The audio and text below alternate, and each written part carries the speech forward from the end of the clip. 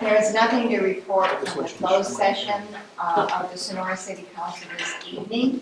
So I will adjourn the closed session and I will open the City Council meeting of February the 5th. And the first order of business is to stand and join me in the pledge. I pledge allegiance to the flag of the United States of America and to the republic for which it stands, one nation, under God, indivisible, with liberty and justice for all.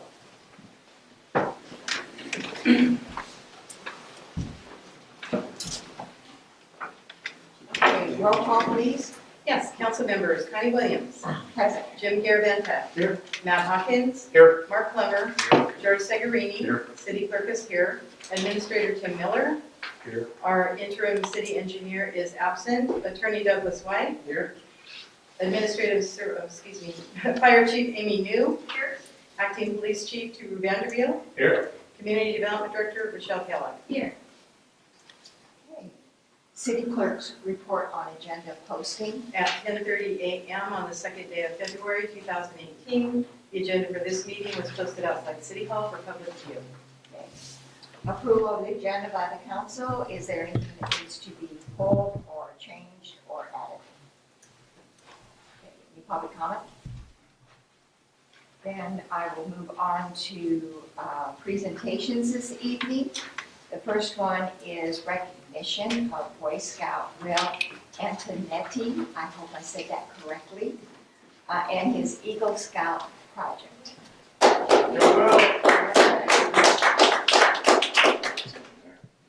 Ms. Mayor, City Council, there's no action needed on this item. The Sonora Police Department would like to recognize Will Antonetti for his completion of his Eagle Scout project. Will added should be 8 more American flags on South Washington Street from Church Street to the gun house. He also repaired the holes, flags, and the poles from existing. A little background, in 2009 we had another Boy Scout do his Eagle project. He added some flags downtown, repaired the holes and flags, and on a side note, he is now a CHP officer. So, I'd like to introduce you to Will Antonetti. He was born and raised here in Tuolumne County. He's a senior at Somerville High School, and he's shot track for 4 years, and this year he's now the president. Will started out as a Cub Scout in the 1st grade, became a Boy Scout when he was in the 6th grade. He worked his way up from Scout to Life Scout. His final step of becoming an Eagle Scout was his community service project. I talked to Will about repairing our flags that we put out in the holidays, and he accepted the challenge. Will raise the money to replace and repair the flags, the holes, and flag poles.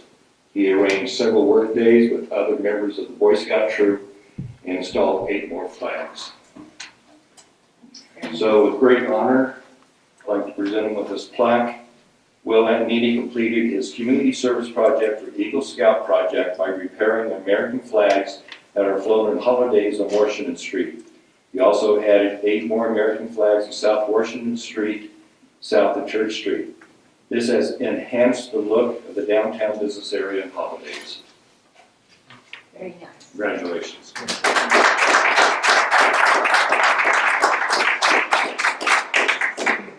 So, Sergeant Rogers, Yes. how many years has the police department been? How many years is the Sonora Police Department exploring programs and putting the flags out? We started probably in 1997. So we took it over from another Boy Scout troop, and we took it over about 1997 and been doing it since. Okay. Well, Will, I want to say thank you for caring and taking up the project after Avery Jones. And thank you to the Explorers and Sergeant Rogers for decorating Washington Street with America's Colors 6 times every year. So, great program, and thank you so much for taking up the challenge. And also, the other friends and scouts that helped you, please send our thank you to them also. Thank you. Okay, item number 2 under presentations is our Vision Sonora Award of Excellence. The Vision Sonora Design Committee selected four of our locations within the city of Sonora that have taken the time and energy and spent the dollars to improve the visual appearance of their buildings. Tonight, the awards go to Baron Peterson, which I understand will not be here tonight, Ellen and Susan Colley, Robert and Sharon Osborne, and Eric and Robin Witt, and they will not be here this evening. Are the Colleys or the Osbornes here this evening? Yes, great. All right. Would you please come up to the podium?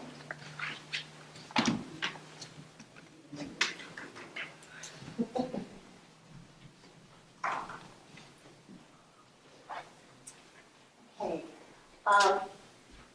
What the Vision Sonora plan and the design committee and the Vision Sonora committee want to do is just say thank you. It takes so little to say thank you, and we don't always do it as much as we should. So we would like to present you with the Vision Sonora Award of Excellence. It's presented in 2018 to Alan and Susan Colley, 257 South Stewart Street in Sonora, for caring to improve the appearance of historic downtown Sonora. So thank you very much. Thank you. And if you'd like to say anything, please. If not, that's fine. But thank you for being a part of Sonora. Well, we're glad Vision Sonora is happening. We go to small towns like Santa Cruz. I was just down there recently and said to the people I was with, they're going to do this kind of stuff in Sonora. And so looking forward to having more of that kind of thing. And it's nice having a house close by. So great. All right. Thank you again. Thanks.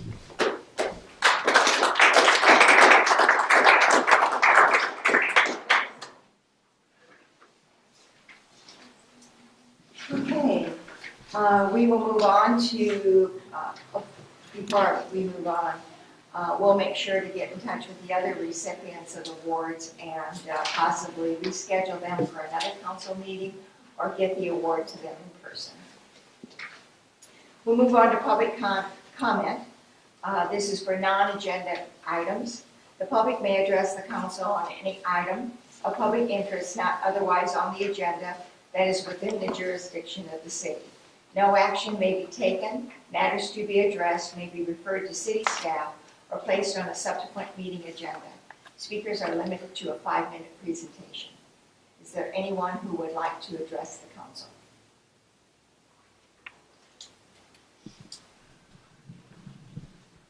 Oh, okay, thanks for asking. So I think all of you got one email. So I would just like to request that we have a Public Works Committee meeting and that it take place at a time when a large member of the public can come, including the business owners, because I have several people who would like to come there. And then I would like to request that someone clean up the vomit in the garage downstairs, because that's been there now for several days. And I want to say how thankful I am for all the new streetlights that I'm seeing. And I have checked out the new one, and I can see clear across the street. I feel so much better. I mean, we need to get to Washington Street because one of them's burned out and it's pretty dark. But I'm really looking forward to Washington Street getting the new lighting because I'm very impressed with what I see on the side streets. Thank you. All right, we'll move on to the consent calendar. I'm sorry. Please come forward.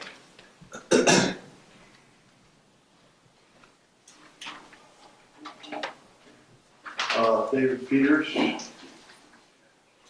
I'd like to thank Mayor Williams for her effort to at least slow down the turning over of the city of Sonora to the marijuana industry. Sorry I haven't seen that much more of the city council members. I'd like to read out the City of Sonora vision statement. City of Sonora has an obligation to provide the community with a clean, safe, and secure environment in which to live and work, and to preserve and promote its historic character. Also, City of Sonora city values. We value our hometown atmosphere and the unique character of our community, our commitment to historic preservation, our safe and secure environment in which we live and work, our environment, natural beauty, and ambiance as a city, our family-oriented community. And I don't think those things are being upheld by what's happening with the situation with the marijuana industry. I was sitting in a meeting of the Finance Committee of the Board of Supervisors, and their own consultants, SCI, pointed out that if the city or if the county expected to make very much money off the marijuana industry, they should rethink it, because that's not the reason they should be doing it. They said you'll get very little in the way of benefits from this as far as income, and when the market adjusts and supply and demand are closer, you'll lose whatever tax benefits you get from it, and you'll have a huge debacle in regards to regulation. People put in place, people hired that will no longer be able to be paid for what they're doing because they won't be paying anymore. Supply and demand, simple thing, just like the chinchillas and the llamas. Okay? The U.S. Attorney General has already made it clear that they're going to be prosecuting marijuana industry, which is going to create another legal situation for the county and for the city. I did do some research, and there is a question about how much marijuana is allowed to medical marijuana users, even if the doctor allows it. So that is still being considered and reviewed and argued by the state, which takes a long time to argue everything. Denver, in the most recent study, is already suffering with they were also known as a city that in which conventions were held on a regular basis, large conventions. Their convention industry has suffered terribly recently because of the amount of people on the streets and carrying on drug activities in the city of Denver. The smell of the growing of marijuana in Denver. One more minute, Mr. And the surrounding areas.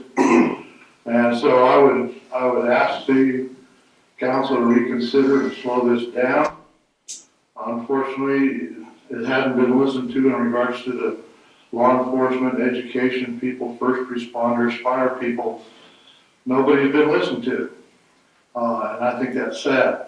The only option we have after that is a ballot box, and unfortunately, we're going to be concentrating mostly on the Board of Supervisors, but then recalls are often more advantageous and easier to do than getting somebody elected. So I would just beg you to reconsider the direction you're taking in regards to having this toxic element in our community. Thank you. Thank you. Is there anyone else who would like to address the council? Okay, seeing none, we'll move on to the consent calendar. Items on the consent calendar are considered routine and will be voted on in one motion unless a council member or member of the public has a question or wishes to discuss an item. In that case, the item will be removed from the consent calendar and considered separately. Item number 1 is to approve the following meeting minutes. City Council closed session meeting of January the 16th, 2018. City Council open session meeting of January the 16th, 2018. Item number 2 is approval to pay invoices of previously budgeted expenses on February the 6th, 2018. And item number 3 is approval of disbursements in the amount of $147,554.53 on January the 19th, 2018, and $137,847.77 on February the 2nd, 2018, for payroll inclusive of employee salaries, employer and employee taxes and retirement contributions, and miscellaneous voluntary employee deductions.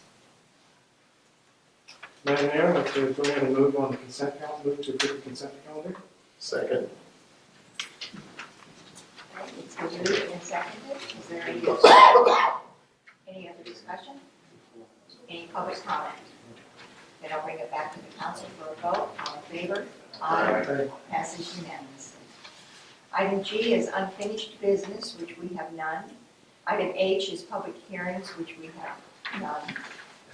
Item I is new business, consideration to accept the housing successor annual report. Staff report, Ms. Kellogg. Thank you.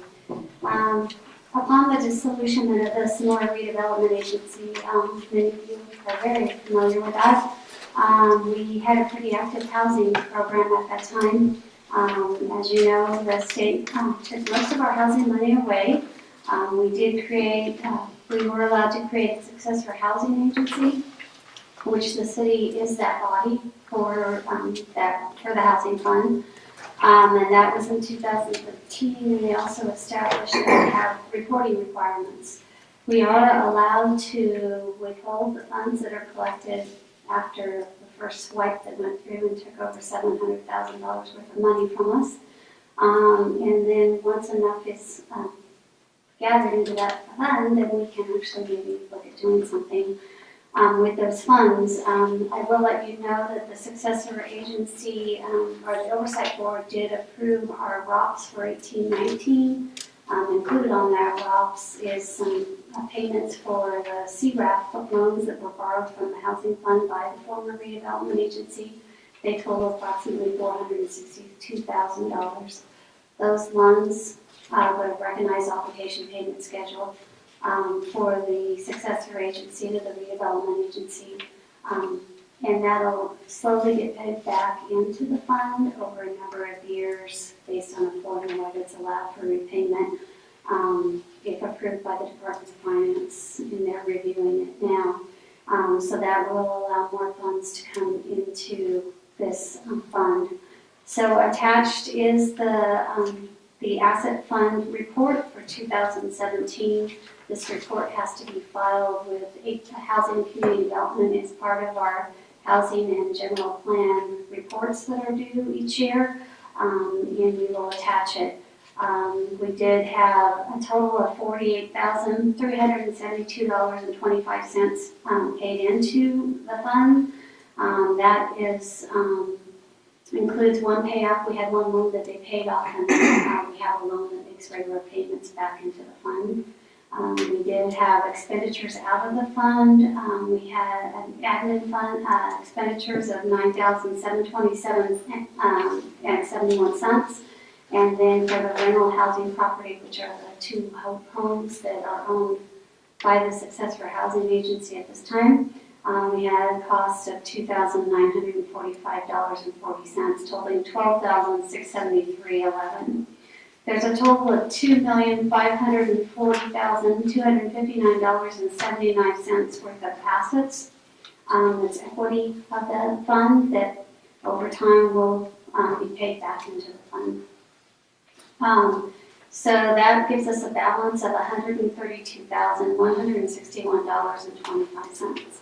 So you can see on the chart on the last page, on page 2, we started out with zero in 2012 because all the money was taken away, and the fund is slowly starting to rebuild itself. And then we'll be able to do some type of a housing use for those funds as we accumulate it, but it has to be a use that's allowed under the state statute.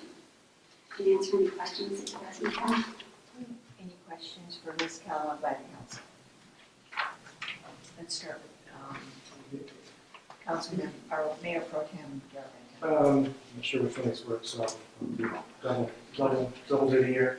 The deposits over the years have been vary. The first one was around 75,000, and 2006 was 75,000, and some years it was in the teens of thousands. And then this past year, almost 50,000. What causes that fluctuation? If there's a payoff, we have a standard loan that's being paid off. It's for the Greenhorn Village Apartments. The agency made a loan to rehabilitate that property. I think it's the one up on Green Road. So they make monthly payments. So that's a standard flow of funds coming in. Anything else above and beyond that is just a payoff. So in the years when we have a payoff, we have a larger amount coming into the agency, and otherwise we just get the regular payments from that one loan. So people can prepay a larger sum, If that's they what causes those. No, if they sell the house, Oh, they sell. or they refinance the house and want to pull equity out of it, they have to pay the money back. Okay, all right. Councilmember Segre. Rochelle, the expense of the monitoring administration, could you tell me what's that? That's staff time to do all the monitoring on all the active loans and stuff. We're allowed to charge against that fund, and we do for staff time. So that doesn't come out of city coffers, No, it so helps. to speak? It helps with your city coffers by allowing us to charge time against this fund. Right. It's the opposite effect. If we build up, and I assume this will build if we don't keep drawing out of it, is there a point where we can use some of that money for like an affordable housing project or something like that? Yeah, when it gets to a large amount, then we can use it for what's allowed. There's certain things that are allowed now. They changed some of the rules on how you can spend the money. So when we get enough in there, we'll look at the possibility and then make a recommendation to the successor housing agency, which would be you guys, on how we should maybe use some money.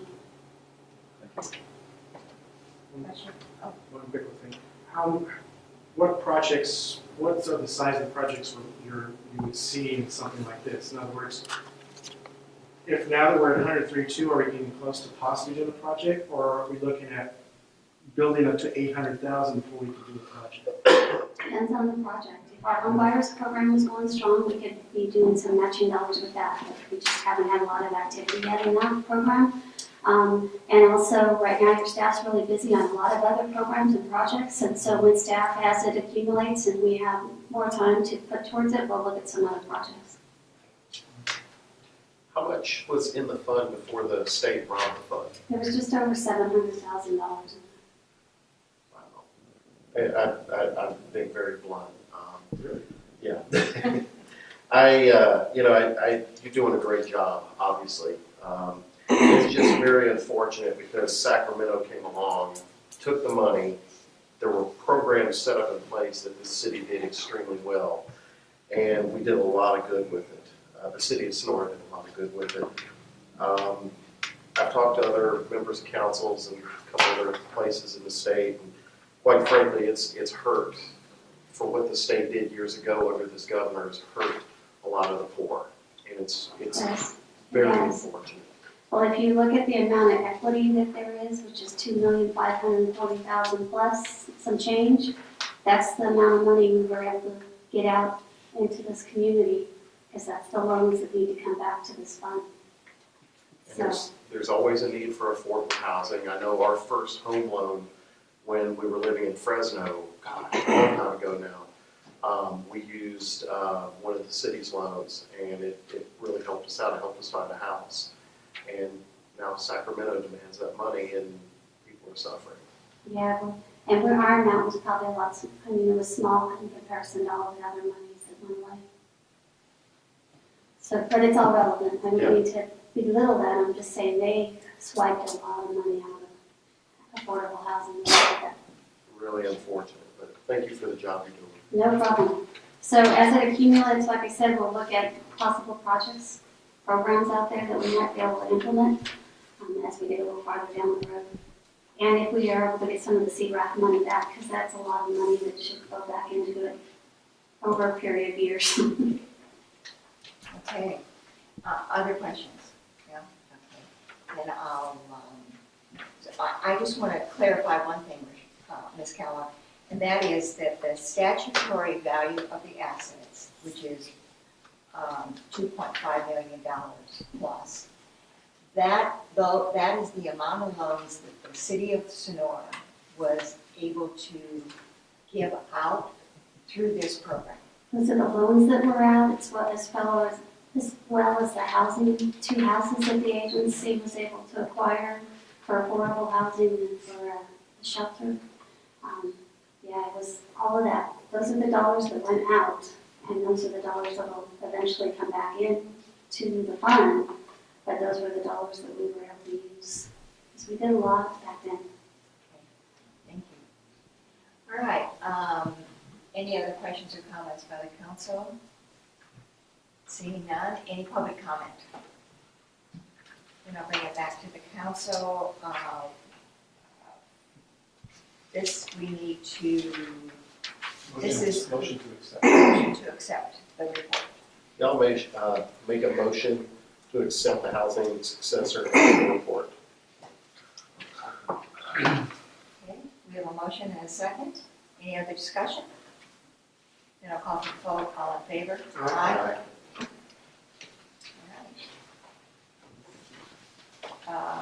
Item J is monthly reports. We have none. Item K is the Vision Sonora Committee report. There is no report as the Vision Sonora Committee has not met. Item L is communications, which we have none. And the item M is council member and department head reports. So I will start with, let's start with Chief New. Anything from this fire department? Yeah.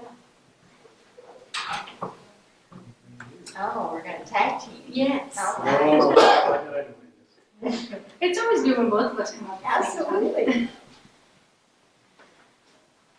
So Chief Vanderwill and I have again agreed to do a Battle of the Badges for a blood drive with the Red Cross beginning on Monday, February 12th, and it'll run through the week.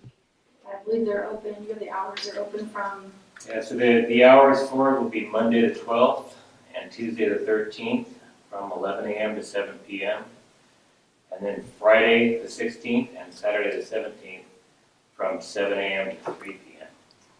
And again, like last time, those who come and donate can vote a pledge for either department.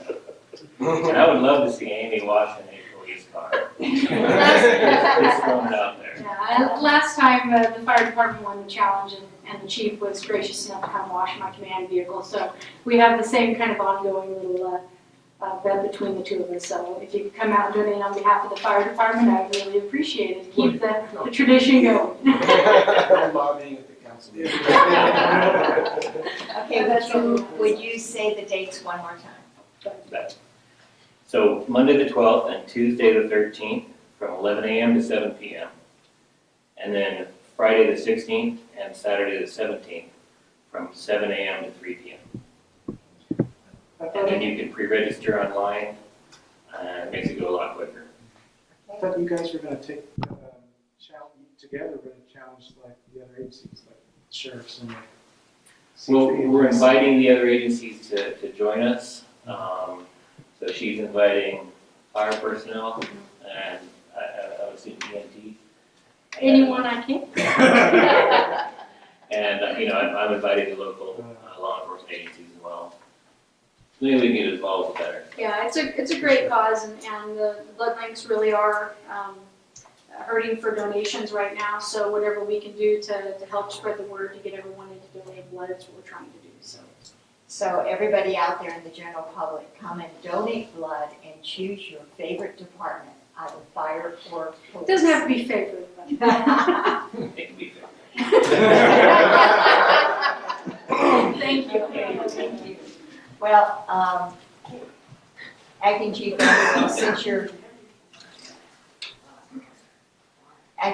Vanderwill, since you're already close, do you have anything from the police department? I have nothing else, thank you. Okay. All right. Ms. Kellogg, anything else from your department? I do. All right.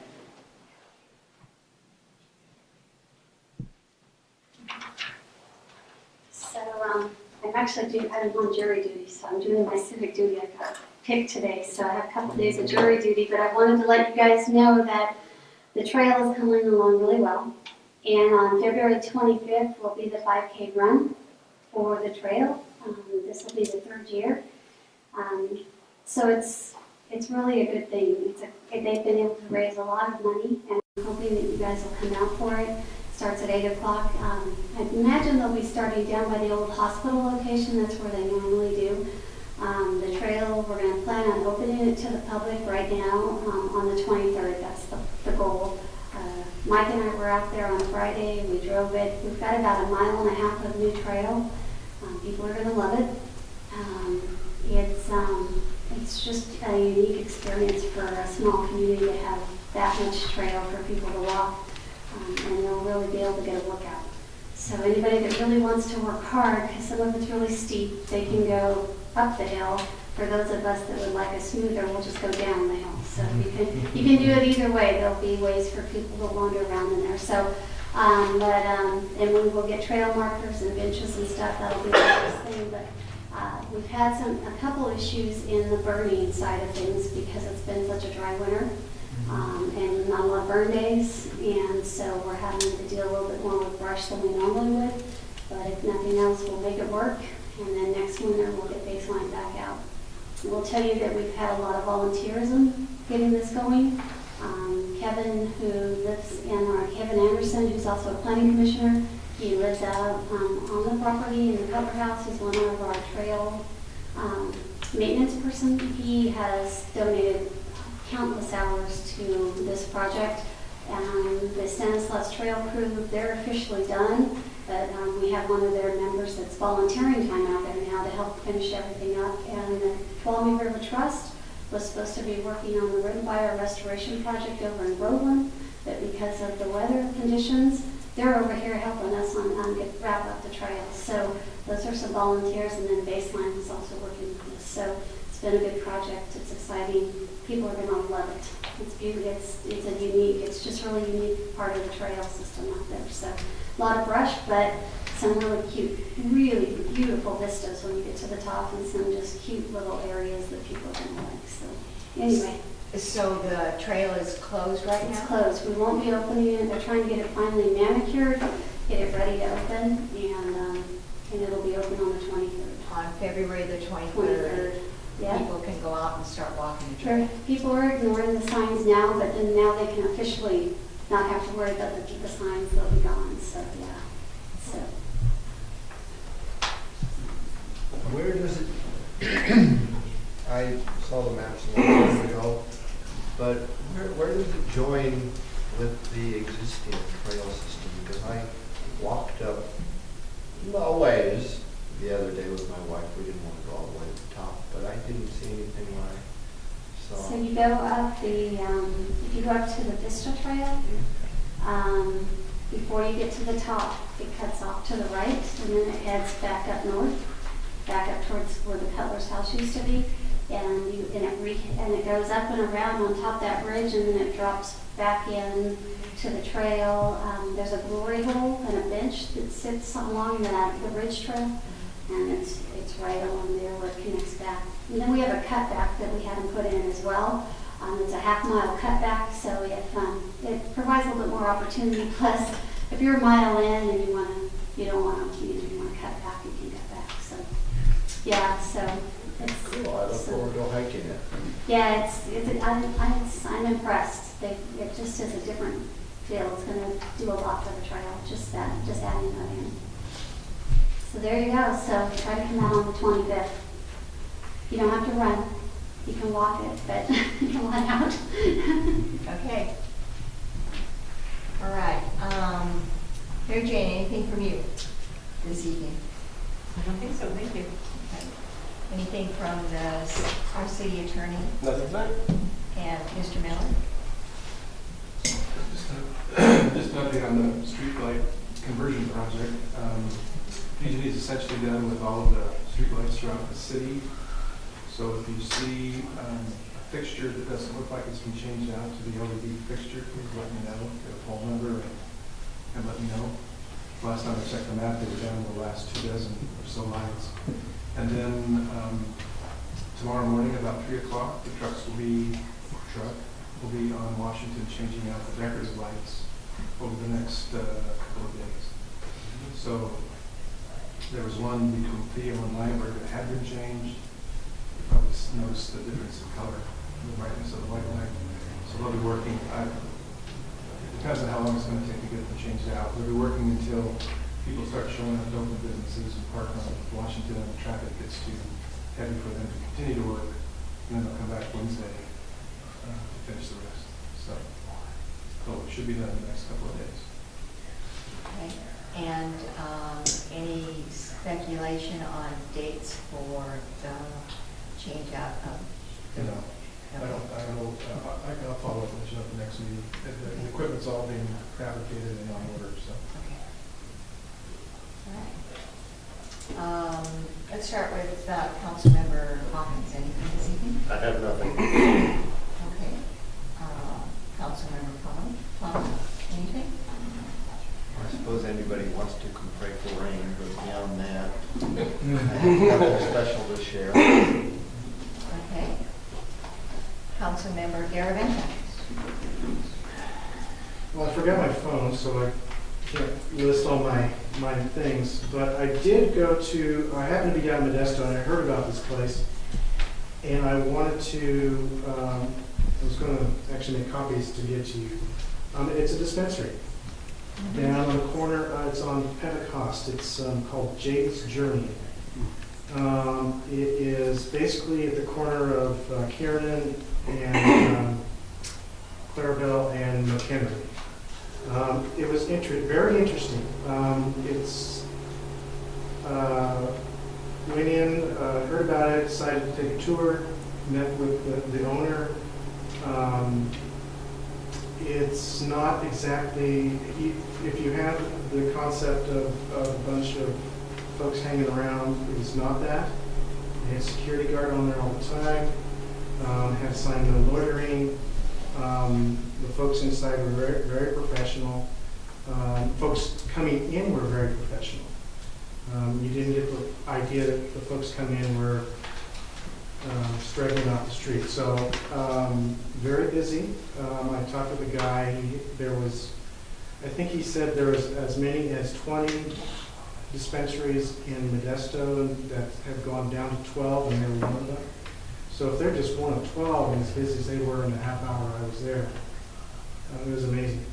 And the folks, the clientele were well dressed. They get personal shopper type of thing. There's consultation. I met the gentleman that started it. He basically started because his son had epilepsy, and he created a fluid tincture, whatever they call it, formula that really helped his son. And so he really advised by it. So I suggest, I'll make a copy for everybody. I suggest if you happen to be down in that area. Sure, as long as I get back. But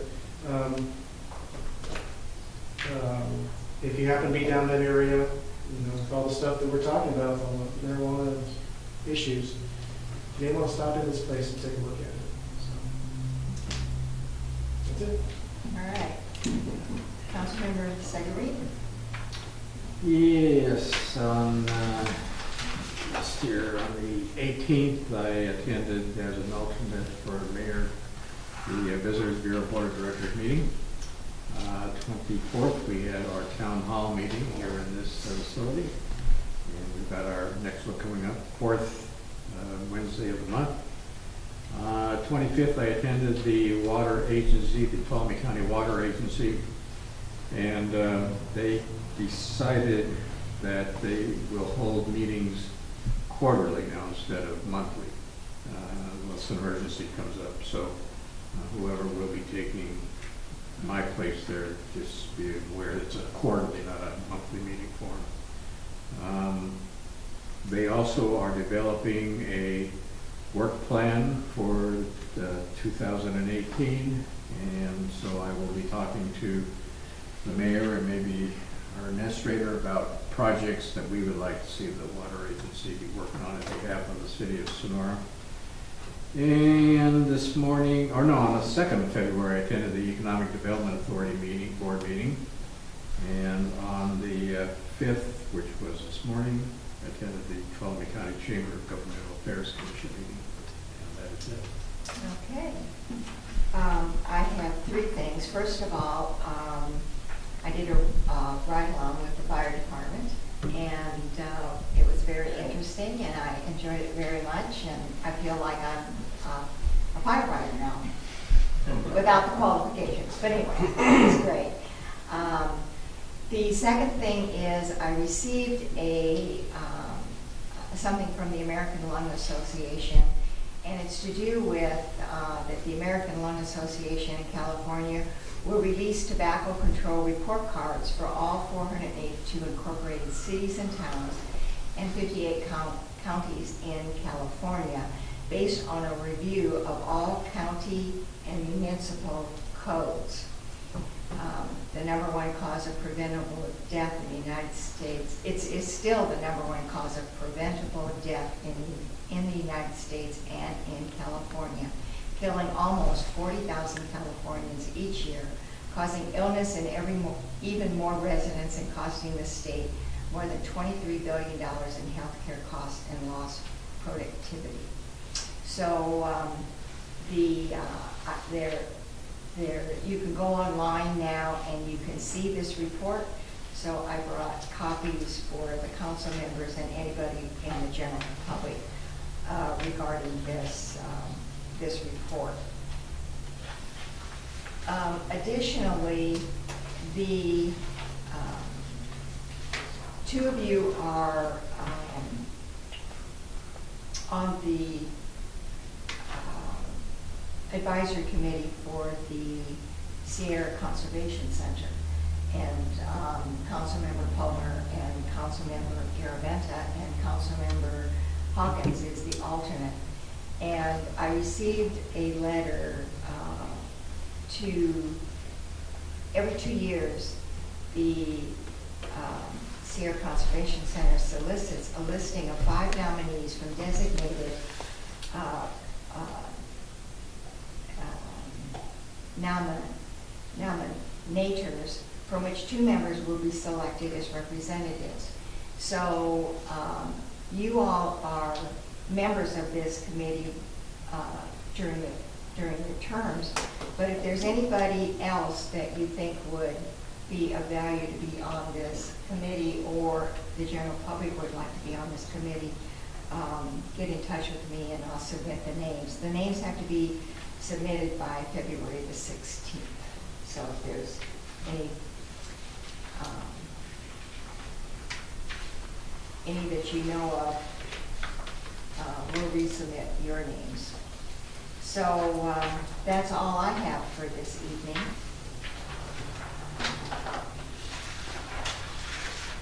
So based upon that, the last item on the agenda is adjournment, and we will go ahead and adjourn at 5:44. Thank you all for coming. And we'll see you. The next meeting for the council is February the 20th? Yes. 20th. Monday is a holiday. Okay. Tuesday, February the 20th was the next council meeting.